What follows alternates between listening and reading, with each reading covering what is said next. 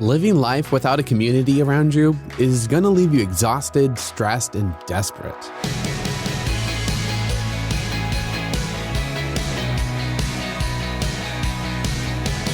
Hey, I'm Dylan, and you're listening to Unlocked, your daily key to unlocking God's Word in your life. Now, would you believe me if I told you you can't do everything yourself? I mean, obviously that's true, but we don't always live like it's true, especially in our spiritual lives. Maybe you're a rule follower and you try to obey all the commands in the Bible on your own. Or maybe you're deeply empathetic with other people's problems and you try to take on their pain or stress all on your own. Now, none of us are strong enough to live like this, and God never meant for us to try. He made us to rely on each other and to rely on Him.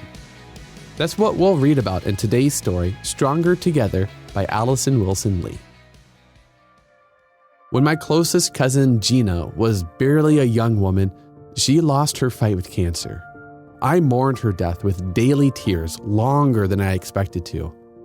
Then I learned of a way to honor Jeanna and others who were battling a cancer diagnosis. I signed up for a walk-a-thon to raise funds for cancer research. Most people taking part in this event had joined teams from churches, families, or workplaces, and they took turns walking laps along the designated path. I had no team though. I never thought of asking anybody to share in this effort with me. I just knew I wanted to recognize Jeanna's life and to find an outlet for my grief. Doing this alone did not deter me. But as the walk-a-thon wore on, I traveled lap after lap on my own. I had nobody to cheer for me or to hand me water. I had no team member sharing in the goal of walking in memory of Jeanna, and I had nobody to relieve me when I needed to rest. By the end, I felt weary in more ways than one. That night at the cancer fundraiser, having the support of others with the same purpose would have made such a difference for me.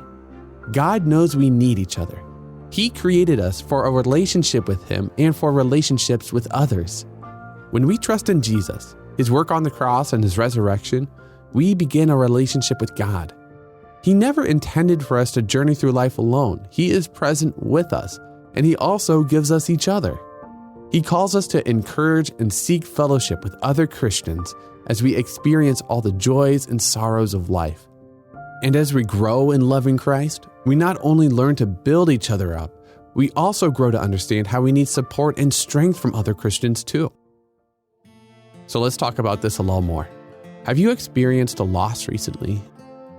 Jesus has so much compassion on you and grieves your hurts alongside you. Who are trusted Christians in your life you could share your grief with too? One way God is present with us is through each other. As His love for us spills over into our love for each other, we find hope, love, comfort, and strength that we could never have found on our own. Do you find it easier to boost others up or to recognize your own need for support? Consider taking some time in prayer, asking God to help you grow in these areas. Additionally, who are trusted Christians you could talk to, such as parents, pastors, youth leaders, or friends? Now, as you and I can read in Hebrews 3:13, but encourage one another daily, as long as it is called today, so that none of you may be hardened by sin's deceitfulness. And I'd encourage you to dig a little bit deeper and read Ecclesiastes 4:9-12, Romans 12:15, and Hebrews 10:23-25 to keep God's Word alive in your life. Unlocked is a resource from Keys for Kids Ministries, and I want you to know that you're not alone in your walk with Jesus. He's there for you, and we here at Unlocked, we are too. We'd love to be able to pray for you. Tell us how we can pray when you go to unlocked.org and tap Contact in the menu. And come back for tomorrow's devotion with Natalie, where we ask, who really raised Jesus from the dead? But until then, I'm Dylan, encouraging you to live life unlocked, opening the door to God in your life.